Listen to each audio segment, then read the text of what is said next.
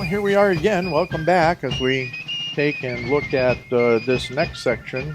And actually, today, what I'm going to do is two chapters. Two chapters of the book, The Chaplains and Clergy of the Revolution by J.T. Headley. And it was published in 1864. And I do recommend that everyone, especially those who may find this on YouTube, will go into the lower section on YouTube and actually find the link to be able to download the book.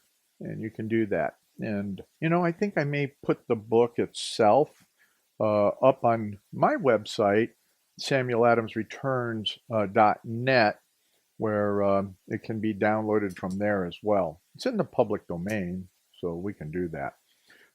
So let's get on here with these next two chapters, chapter 9 and 10. They're short, and I think they're very interesting. And once again, it is what these pastors and what, wow, I'm just amazed. I don't think we would have had a country if it wasn't for the pulpits in America, as Mr. Headley mentioned in his opening comments. So chapter 9 is Ebenezer Prime.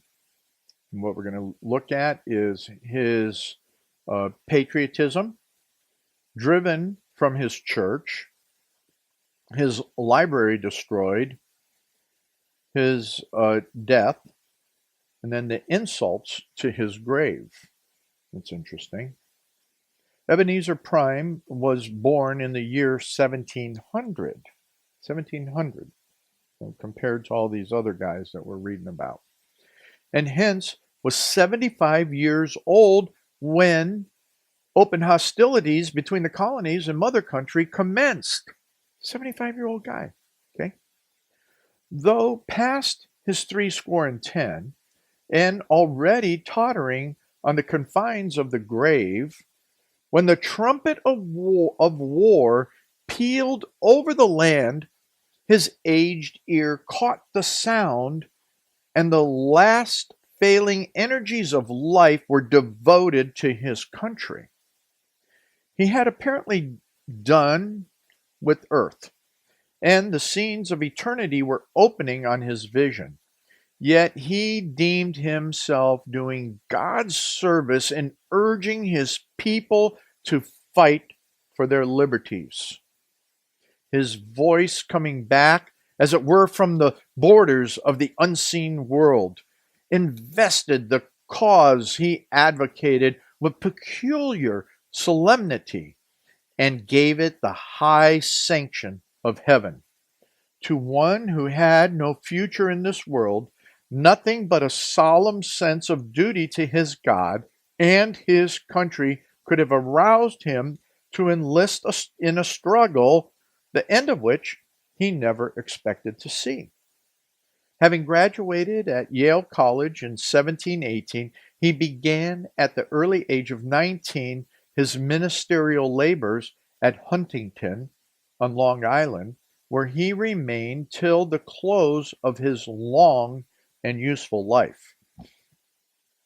After the disastrous Battle of Long Island, his parish was invaded by the enemy, and he and his sons were compelled to flee for safety. The latter, with his family, left the island, while the aged pastor found shelter in a remote, secluded part of his parish. The firm stand he had taken on the side of liberty was well known to the enemy, and his name was never mentioned by them except with curses. His parishioners, sharing his patriotism, shared with him also the suffering caused by the outrages of the invaders. Their property was destroyed, and they themselves compelled to flee for their lives. The church in which he had so long preached, and where prayers for his oppressed country had so often arisen, was converted into a military depot and desecrated by the licentiousness of the soldiery. They littered his stables in which they housed their horses with unthreshed sheaves of grain, mutilated his library by tearing it to pieces, most of his valuable books, and consigning them to the flames. The old patriarch looked on this desolation of his home with sorrow, but without one regret for the stand he had taken for a just and noble cause. Though his voice could no longer proclaim from the pulpit the doctrine of civil and religious freedom, it could send up a fervent prayer that God would deliver his suffering country from the hands of the oppressor. There would be drift to his aged ears in his seclusion the news of defeat and of victory, that by turns depressed and animated the struggling patriots, but he never lived to be gladdened by the triumphant shout of victory that proclaimed the nation free forever. He closed his eyes on his country, torn and bleeding, but unshaken in her determination never to abandon the struggle till she was free. He died August 2nd, 1779, and was buried in the graveyard by the dilapidated church from which he had been driven. Afterwards, the notorious Colonel Thompson of Massachusetts, who subsequently became Count Rumford, quartered his troops in the town and pulled down the church and used the timbers and boards to construct barracks and blockhouses for the accommodation. To insult and outrage the feelings of the inhabitants still more, these were put up in the center of the burying ground and the graves leveled so that the consecrated spot became a hard trodden common. The gravestones were pulled up and used as stones to build their ovens with. From these, the bread would often be taken with inverted inscriptions stamped on the crust.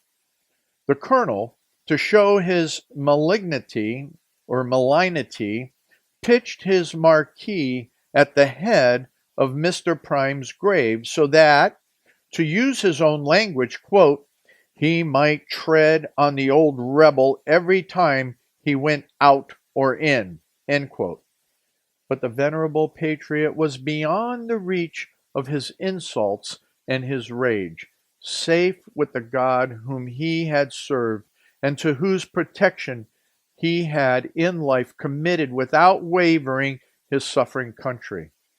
The Reverend Dr. Prime, present able editor of the New York Observer, is his grandson, who has furnished for Dr. Sprague's American Pulpit an extended sketch of his ministerial life.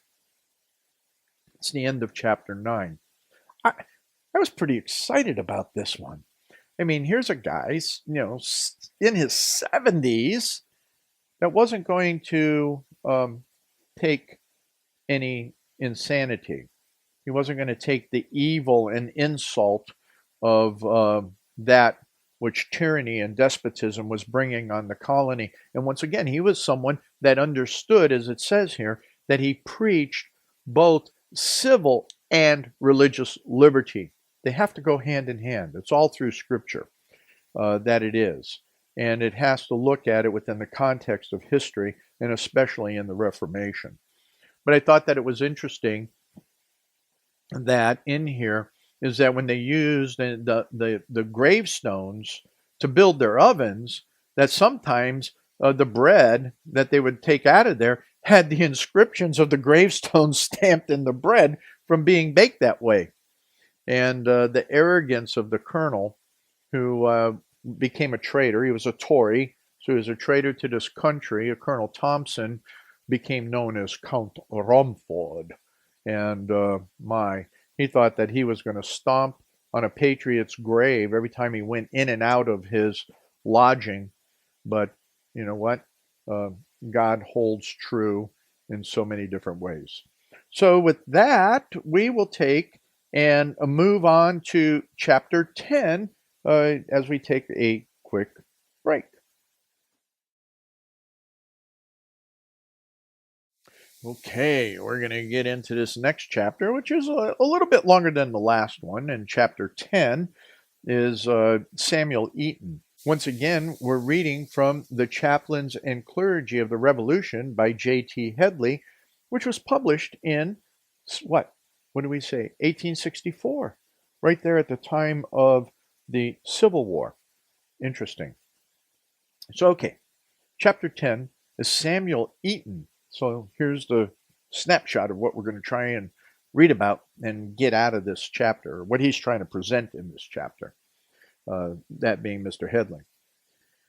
Is settled in Harpsburg, Maine, practices 3 professions, attends a political meeting, his stirring address, narrow escape of an officer of the king, recruiting officer seeks his aid, Eaton addresses the people on a Sabbath evening, thrilling scene, soldiers obtained, and his death.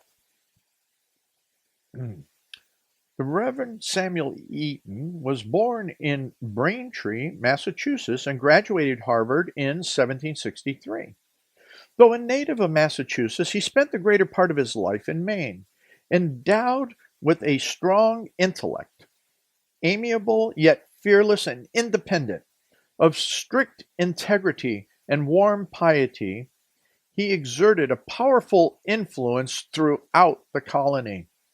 Possessed of considerable knowledge of medicine, he acted as physician in ordinary cases of sickness, while his character as peacemaker and his knowledge of common legal documents were so well known and highly prized that his people were seldom obliged to consult a lawyer. Acting thus in threefold capacity, his influence was felt far and wide.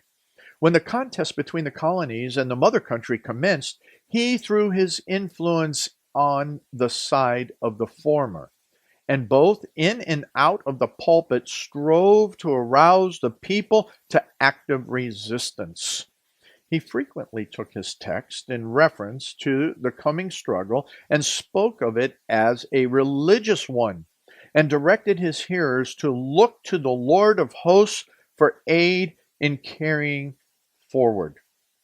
He declared that the people of New England were a chosen generation, and it was God's purpose, if they depended on him and obeyed his laws, to make them successful in securing the freedom they had made such sacrifices to establish in this new hemisphere.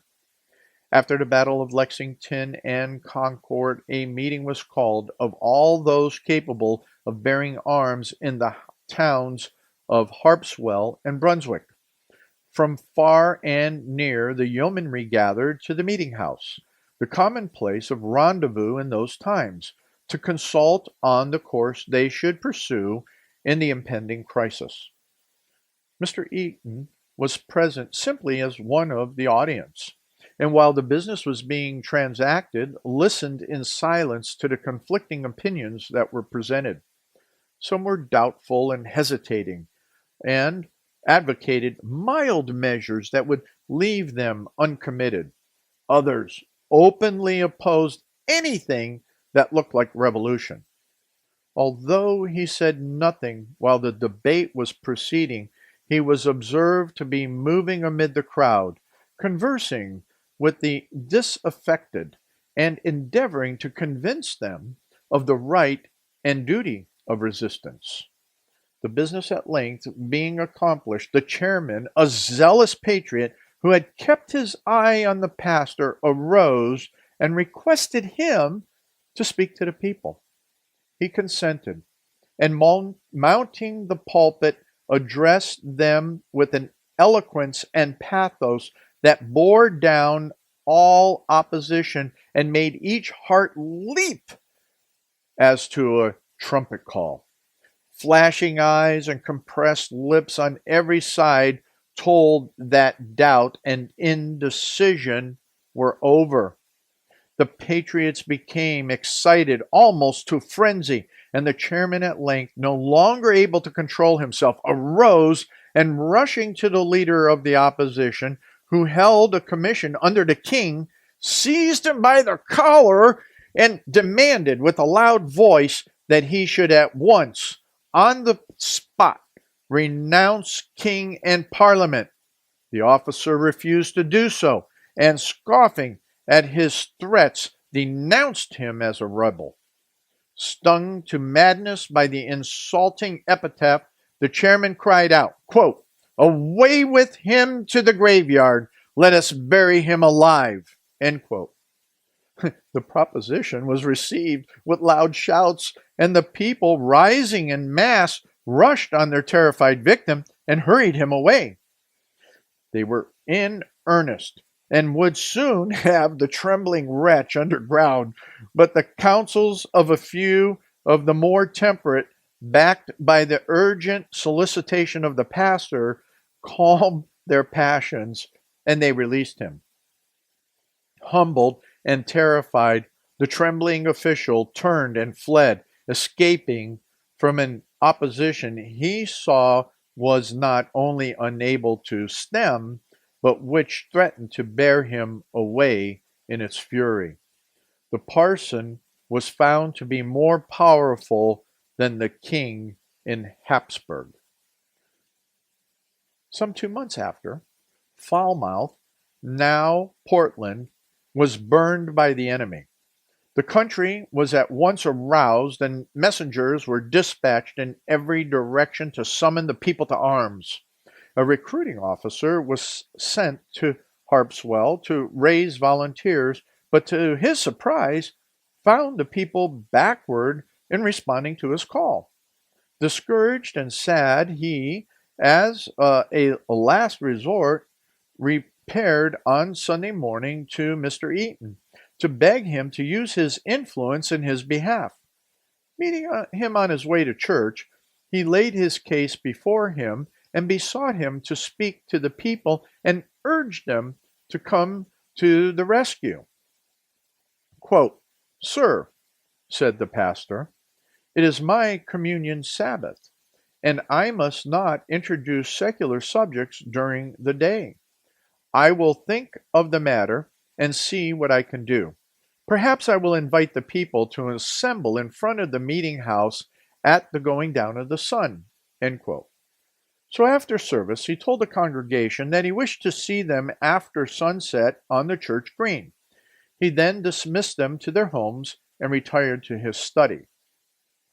It was a warm August evening, and as the sun stooped behind the western hills, closing the New England Sabbath, and while his beams still lingered on the glistening spire, men singly and in groups were seen bending their steps toward the meeting house.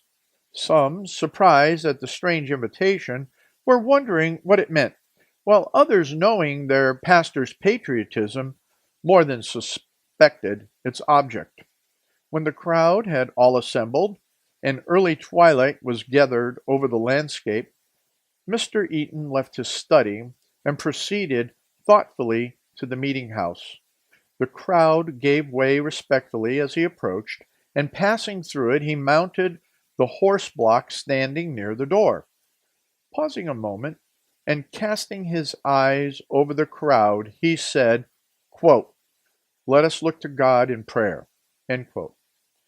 It was a strangely solemn scene that venerated pastor in the gray twilight, with head uncovered, lifting his voice to the heavens, while the assembly, with bowed heads and motionless forms, stood and reverently listened. When he had closed, he stood for a minute as if lost in thought, and then burst forth, quote, "Cursed be he that keepeth back his sword from blood." End quote. Jeremiah 46:10. A sudden thunder peal breaking from the clear heavens would not have startled those quiet farmers more than the unexpected deliverance of this fearful anthem. Coming from the minister of God and uttered there under the shadow of the sanctuary on the evening of the solemn Sabbath, it carried with it a strange, resistless power, a silence profound as that which rested on the neighboring graveyard followed. He then went on to describe briefly the circumstances under which it was pronounced, drew a parallel between them and the present oppressed and perilous state of God's people in the colony, and making a direct application of the subject to those present, closed with a powerful appeal to them as men, as patriots, to gird on the sword without delay and strike for God and liberty. The minister effected what the recruiting officer failed to accomplish, and that night 40 men enrolled their names as volunteers. After the termination of the war, his life moved on in the ever tenor of its way to its close in 1822. Courtly in his manners, faithful in his duties, never failing to warn, rebuke, and instruct the highest as well as the lowest whenever a proper occasion presented itself, he lived to a good old age of 85, and like a shock of corn fully ripe, was gathered to his fathers in peace. That's the end of the chapter. Now, it's very interesting.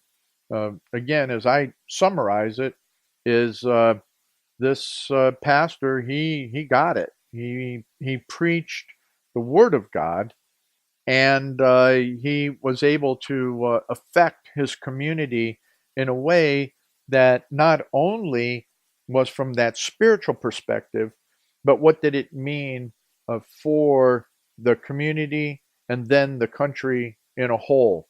There are times when we must stand for righteousness. We just can't peel back and away from it, that there are times where we have to stand fully against the tyranny. And at times, in the republic as it is, we have to figure it out politically and take a very solid stand for liberty and not allow the few, the little bugs to creep in and infest what we should be doing for the truth, and especially for maintaining our truth from the gospel into our civil society. With that, we will continue into chapter 11 the next time we get together. And this is, I would call, a comparable individual that we'll be talking about to Mr. Whitefield. And I'll just give you a little hint. Maybe you can go look it up a little bit. His name is William Tennant. William Tennant. And we'll get to him when we talk about the next chapter.